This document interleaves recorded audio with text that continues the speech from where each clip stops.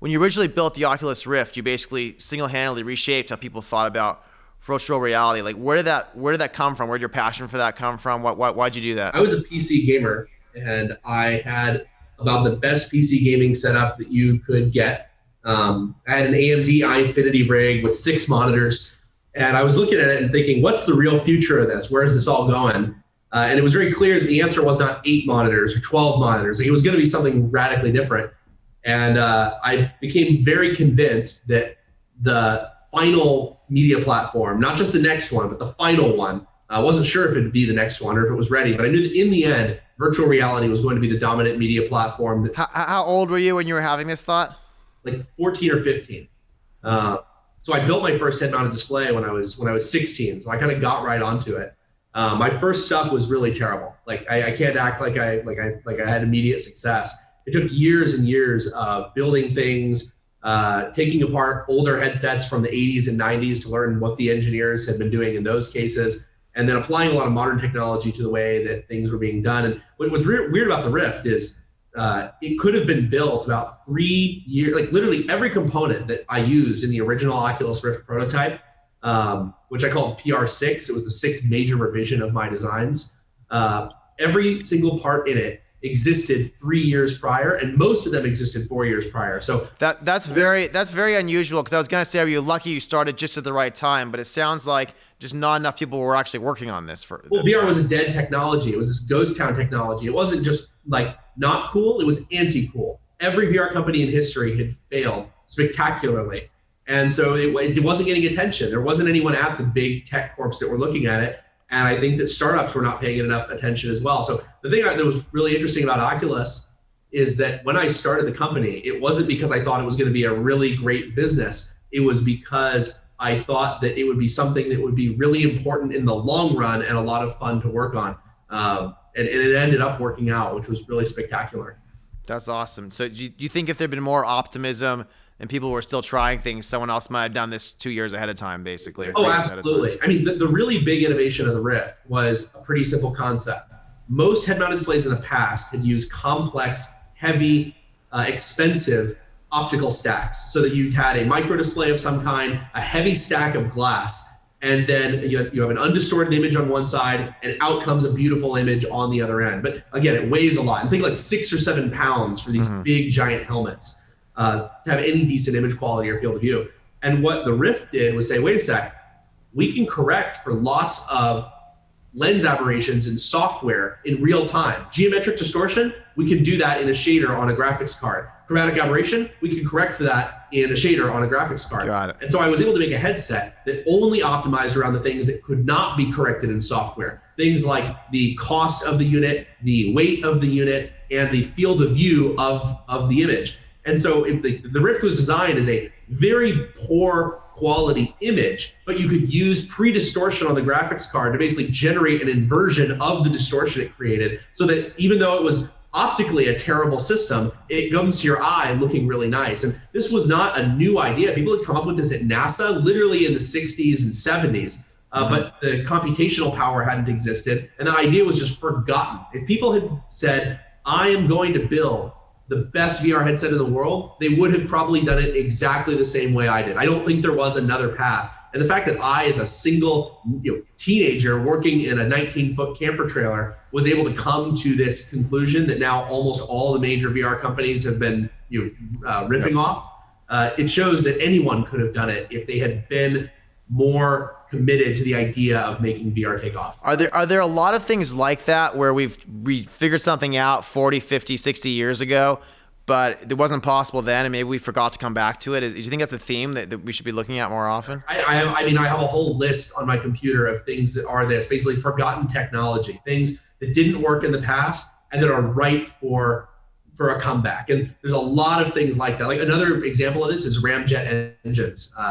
We don't have to get way deep into it, but ramjet engines are a type of jet engine that has no moving parts. They can be made incredibly cheaply out of basically stamped or spun steel. And they go like Mach 5, right? Is this what I'm thinking of? Is a Mach 5 engine, or how fast are they? Oh, that's the best part. The faster you go, the better they are, unlike most types of jet engines, because the faster you go, the more pressure they can develop and the higher your compression ratio of the engine is. So they actually start working. There are subsonic ramjets going back to World War II, but you really want to be going Mach 3, 4, 5, 6 for them to really come into their own and beat other engines. And until now, there's never been really aircraft that could survive that regime of flight. And so ramjets were just inefficient, impossible to start. The support equipment required to get them into the air and going fast enough was too heavy. But very recently, I think ramjets have come back into this world where we do have composites that can handle vehicles going that fast. We have secondary propulsion systems, like basically electric propulsion, that allow you to do things like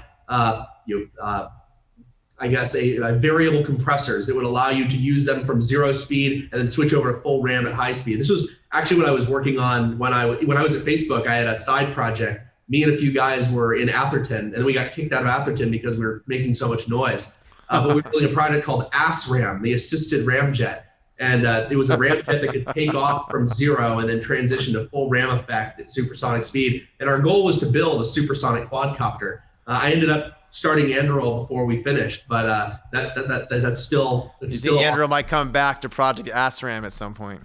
Oh yeah, no, it's definitely ongoing, and like that's another good example, I think, of a technology where it was kind of a curiosity in the past, and it only made sense for very specific niche applications. I think in the future, ramjets are going to come back, and they're making a huge difference. I mean, they're really powerful, power-dense jet engines with no moving parts. Imagine what the maintenance is like on a thing with no moving parts. It's gonna be a lot better way to build jets.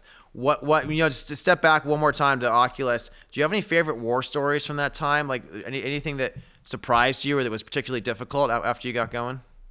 Oh man, there were so many things.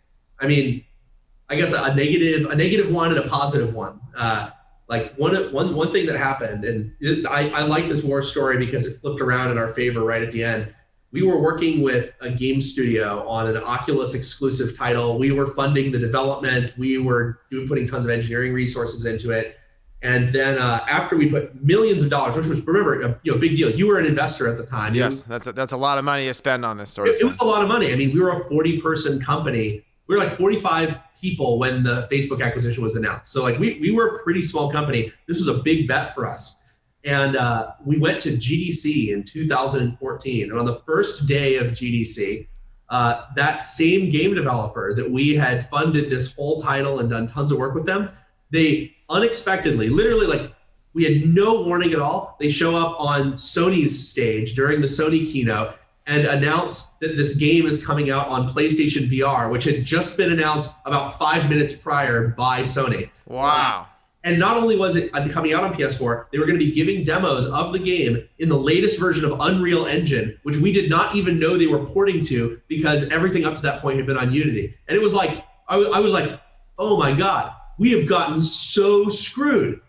And what was interesting is I think they thought they were screwing a little startup and that they could kind of do whatever they wanted. They were going to get away with it. And then the next day, we announced the Facebook acquisition. And it was a real roller coaster dynamic where you go through this power dynamic of like, oh, well, there's nothing you can do, nothing you guys can do. And then all of a sudden we get acquired by Facebook. It becomes clear that this was not maybe the best move on their part. And then it becomes, oh, whoa, I'm sure we'll figure something out. I always like that story because it shows how you can get screwed when you're a small company by bigger companies that you're working with. And one of the questions I always ask entrepreneurs when they're asking me about their companies is your company better as its own independent thing or as part of a bigger effort? And I always like to bring up that story as an example when they ask what I mean, because it's like, look, there are some things that if you're small, people are just going to treat you poorly if they think they can get away with it. And there is a nice thing about being big, whether you're part of someone else's big thing or being big yourself. I mean, I've seen this so many times. The things that I'm able to do when there is a bigger company behind it is a lot. There's so many things you could never do when you're small.